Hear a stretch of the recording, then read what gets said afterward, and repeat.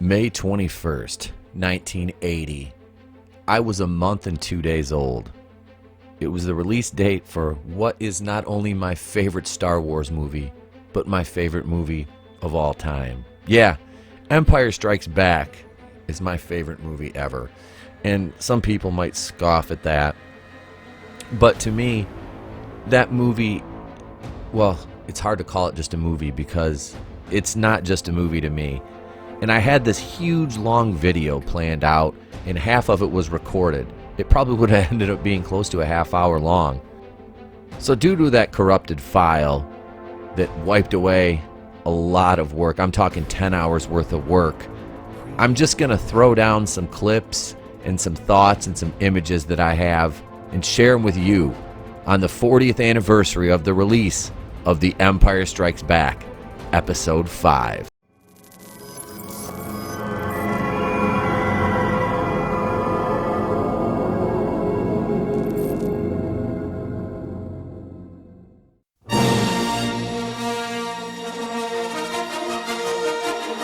There was nothing better than hearing that and seeing that Star Wars logo pop on the screen as a kid. When you got that VHS copy and it went in the VCR and you hit play and that popped up. And then you started to see this opening crawl and it was a dark time for the rebellion. And I'm not going to read it because I've read it a million times and so have you. But at that point you knew the tone was set. You kind of knew what you were in for, but if you hadn't seen Empire Strikes Back yet, it was completely different tonally from Star Wars A New Hope. Seeing Luke getting assaulted by the Wampa leading into that entire sequence in the cave really lent credence to the fact that this movie was not as bright and cheerful and upbeat as Star Wars was, which was fine by me.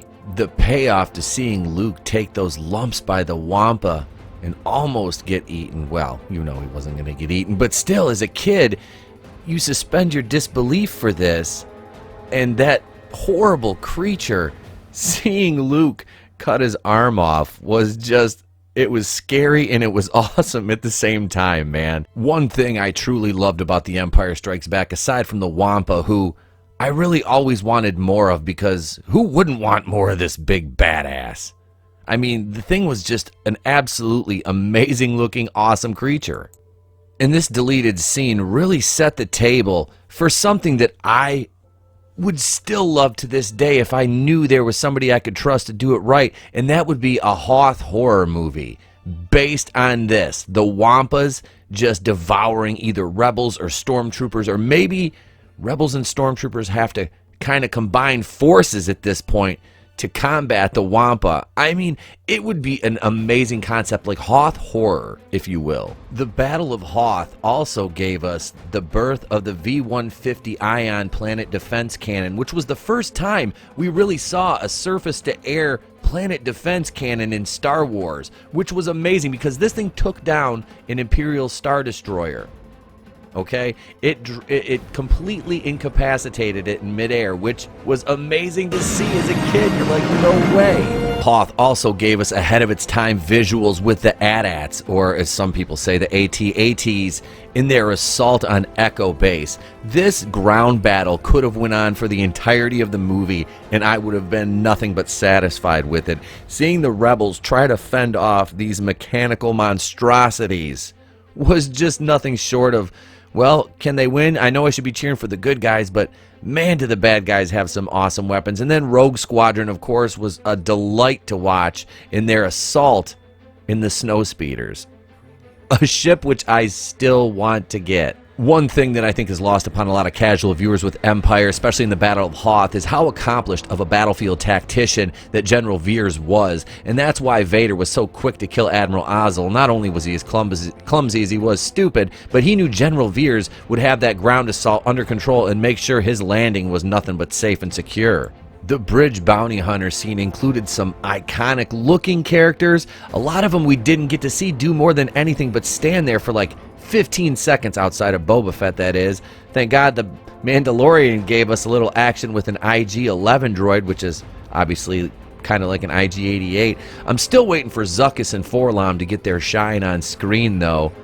Can't say as I trust Disney to do it at this point, but Filoni and Favreau could have something with them that would be great. Bossk, just a complete badass. But alas, we'd get nothing out of Bossk really either, until the Clone Wars series, which then we got some more with his race, the Transdoshans, which was really cool to see their home world. So Vader having all these bounty hunters on his Star Destroyer, deploying them to try to find the Millennium Falcon with Solo and Princess Leia, was just awesome.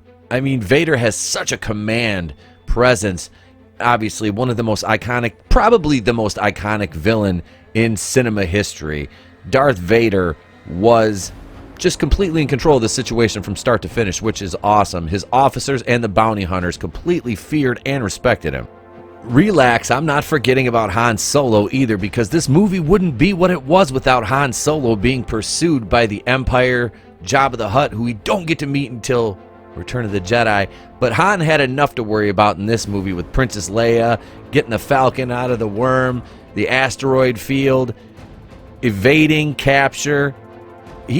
Han was a wanted man, and he thrived in that situation, in that role. Out of all the training montage sequences on Dagobah with Luke and Yoda, the crescendo to the scene with Yoda lifting the X-Wing out of the swamp, to me, is by far the most iconic moment and score of this entire sequence with him.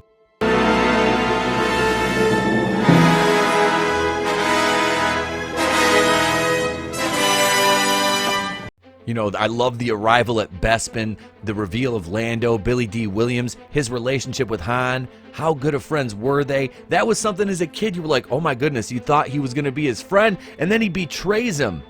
And it was just such an awesome scene. I've just made a deal that'll keep the Empire out of here forever. Of course you know I'm talking about Han shooting at his future father-in-law, Darth Vader.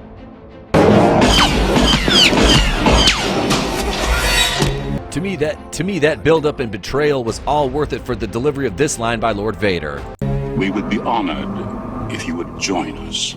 I mean, to be fair, did Lando really ever have a choice in the matter? I don't really think he did. I had no choice. They arrived right before you did. I'm sorry. And there's no way I can talk about Empire and not include that kiss between Han and Leia and the line which followed, which to every cocky dude, it was great.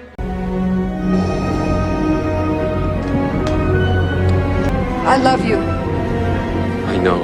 And for me, while the prequels had the vastly superior lightsaber battles, Luke and Vader's battle on Bespin, their duel where Luke would lose his hand, is truly iconic. But you and I both know where this moment led to, the most iconic reveal in the entire series. Obi-Wan never told you what happened to your father. He told me enough. He told me you killed him. No, I am your father. And it was pretty much at that moment when Darth Vader became the ultimate bad guy, the ultimate evil in the universe. As a kid, I don't care what movies you were into, there was nobody worse than Darth Vader, because Luke was the purest side of light. You know, he was that shining hope for the galaxy, and Vader was literally the black hat that was trying to stop him from reaching that full potential. And the Luke rescue scene from Bespin, when he went down the chute after fighting Vader, threw himself down there to try to get away in a last-ditch effort at escape, he reaches out through the Force to his twin sister Leia, and she responded, which was amazing because you never had any inclination that she was Force connected throughout Star Wars or Empire Strikes Back until this point. This is where you got it. She urges Lando and Chewie to turn the ship around, go back. She knows where Luke is. They have to save him, and they do. And it was a great moment, only to be ruined later on in The Last Jedi by Roundhead Rian Johnson. But it doesn't take away from how great this scene truly was. And that visual of the Falcon evading the TIE fighters, pulling up underneath Bespin, and saving our titular hero Luke Skywalker really sent this dark tone movie out on a great note.